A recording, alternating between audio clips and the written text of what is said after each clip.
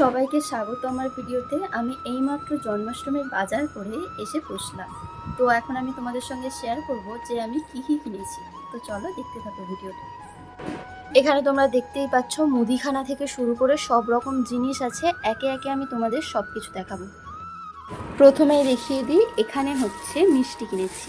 আর এখন আমি আমার সব থেকে পছন্দের দুটো জিনিস দেখাচ্ছি তোমাদের। তো তোমরাও দেখে জানাবে যে কেমন হয়েছে এগুলো।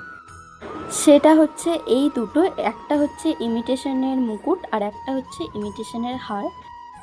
এখানে একটা গোপালেরই থালা আর গ্লাস কিনেছি, তার কারণ হচ্ছে আর এক গোপালের আমাদের আছে। এখানে রয়েছে চেলি কাপড় আর সিংহাসন, যেহেতু নতুন কিনেছি আর এই সিংহাসনের মধ্যে এটাকে পেতে বসাতে হবে। এখানে পপকর্ন আছে। এখানে খই মুরগি, মানে খই মুরগি না, চিড়ে মুরগি, এছাড়াও চাল ভাজা, আরও অনেক কিছুই আছে। আট কড়াইয়ের ছোট্ট একটা প্যাকেটও আছে। এখানে রয়েছে ধুনো, এটা হচ্ছে চিড়ে।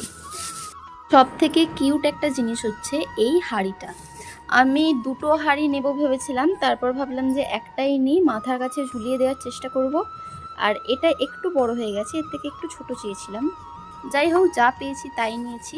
পাওয়া যাচ্ছিল না হাঁড়ি।